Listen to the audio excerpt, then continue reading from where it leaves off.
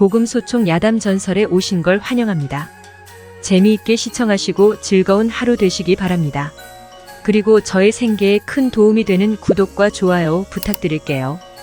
오늘의 이야기 시작하겠습니다. 명부의 사형 판결을 뒤집은 이항복.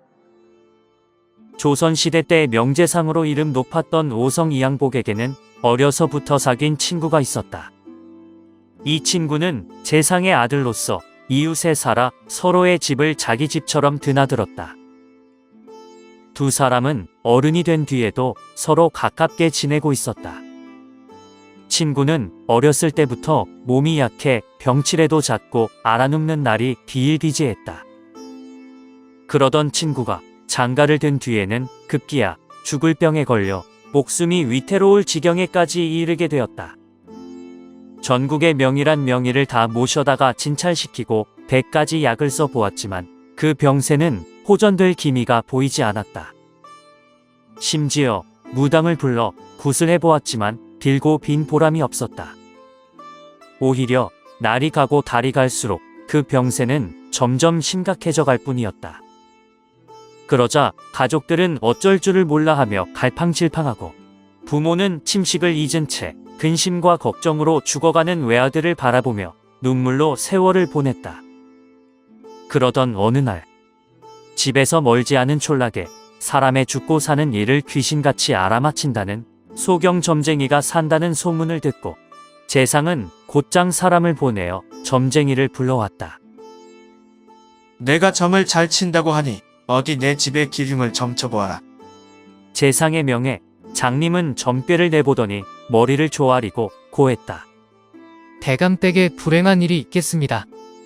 아드님이 얼마 살지 못할 운명으로 죽을 날이 이미 정해져 있사옵니다. 이에 재상이 깜짝 놀라 물었다. 무슨 말인 건가 그것이? 점쟁이는 한참을 망설이더니 그 연유를 말하였다.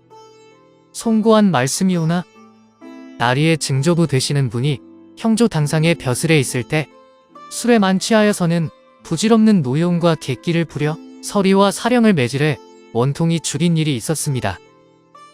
서리도 불쌍하게 죽었지만 3대 독자였던 사령은 나리 증조부 때문에 자식도 없이 과부만 남겨놓고 죽게 되었습니다. 이에 그 원혼들이 명부에 호소하였고 이에 따라 이댁의 3대 독자를 잡아가라는 명부의 판결이 나왔습니다. 재상이 도통 무슨 말인지 모르겠다는 듯 눈만 끔뻑거리며 아무 말도 못하고 있으니 잠시 머뭇거리며 눈치를 보던 점쟁이가 이내 말을 이어갔다. 이는 이미 정해진 운명이어서 사람의 힘으로는 어찌할 수가 없습니다. 올해 10월 5일이면 도련님의 운명이 다할 것입니다. 송구하옵니다. 이 말을 들은 아버지는 절망하여 울음을 터뜨렸다. 여보게, 내 아들을 살려주게. 저 애는 내게 단 하나밖에 없는 아들이라네. 저 애가 죽으면 집안 대가 끊기고 마는데 죽을 날을 알 정도로 신통력을 가진 자네라면 내 아들을 살릴 방법도 알 것 아닌가. 어떻게 구할 도리가 없겠는가. 재상의 애걸에 장님은 머리를 끄덕이며 작은 소리로 말했다. 구할 방법이 있기는 있습니다만 도저히 말씀드릴 수 없습니다. 왜 말을 못하느냐. 그것이 점쟁이가 말을 머뭇거리자 재상이 다그치며 물었다. 도대체 무슨 연유인지 어서 말해보거라. 내가 원하는 것이면 어떤 것이든 들어줄 것이야. 재상의 말에 점쟁이가 만면에 식은땀을 흘리며 말하였다. 입을 열었다간 제 목숨을 내놓아야 합니다. 그러니 남을 살리려 어찌 제 목숨을 대신 내놓겠습니까? 송구하옵니다. 나리. 소인은 이만 가보겠습니다. 그 말을 끝으로 소경 점쟁이가 자리에서 일어나 돌아가려 하자 재상은 장님의 손목을 끌어잡고 애원하며 말하였다. 제발 부탁이네. 그 방법 좀 알려주시게. 내 뭐든지 한다고 하지 않았나 말일세. 그러니 우리 아들 좀 살려주시게. 그러자 점쟁이가 재상의 손을 냉정히 뿌리치더니 재상을 힐책하기 시작했다. 나리, 어찌 이리도 인정이 없으시단 말입니까? 아드님의 목숨은 중요하고 이놈의 목숨 따윈 아무렇지도 않단 말입니까? 저는 제 목숨을 지켜야 하겠습니다. 이만 물러갑니다. 내 아들을 살려주시오. 내 아들을. 재상은 하늘을 우러러보며 살려달라는 말만 할 뿐 더 이상 어찌할 도리가 없었다. 이때 부엌에서 이 상황을 엿듣고 있던 친구의 아내가 식칼을 들고 달려나왔다.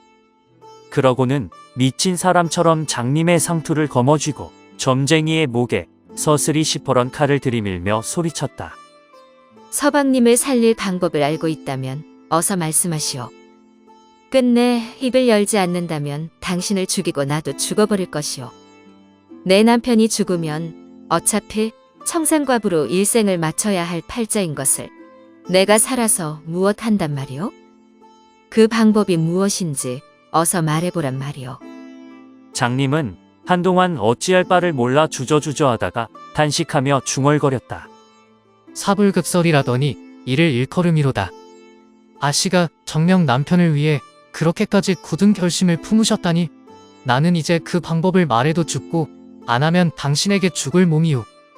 이렇게 된 바에야 내가 가르쳐 줄 수밖에. 장님은 눈물을 흘리며 재상 앞으로 갔다. 할 수 없군요. 어차피 제가 죽어야 할 운명인가 봅니다. 이댁 아드님을 살릴 방법을 말씀드리지요. 이웃에 이항복이란 사람이 있지요? 내 아들의 동무 중에 이항복이란 아이가 있느니라. 아드님을 살리려면 그 친구를 데려와야 합니다. 아드님 곁에 두고 밤낮 없이 지키게 하십시오. 잠시라도 자리를 비우게 하면 안 됩니다. 어떠한 일이 있더라도 10월 5일이 지날 때까지는 아드님 곁에서 절대 떠나지 못하게 하십시오. 그날까지만 끈질기게 버틴다면 아드님은 목숨을 건지게 되실 겁니다. 장님이 그 방법을 일러주자 재상과 며느리는 죽은 사람을 구한 듯 기뻐했다.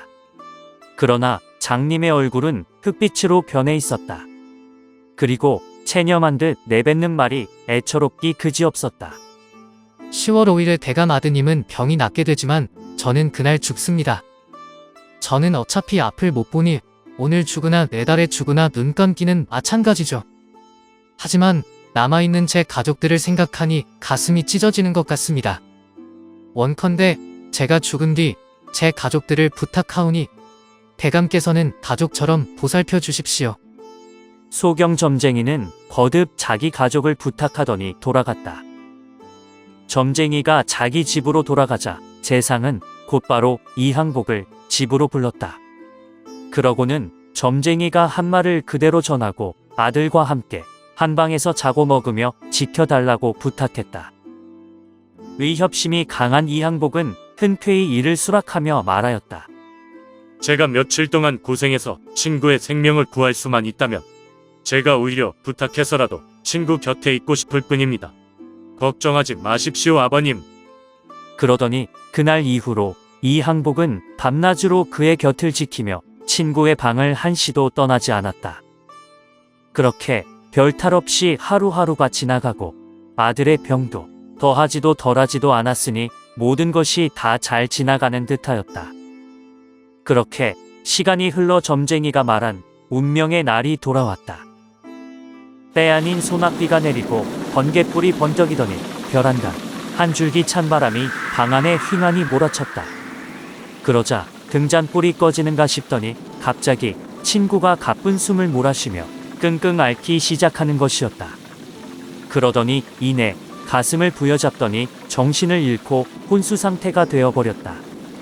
이에 쏘스라치게 놀란 이항복이 사랑방에 누워있는 재상을 부르며 방문을 열어젖히고 일어섰다.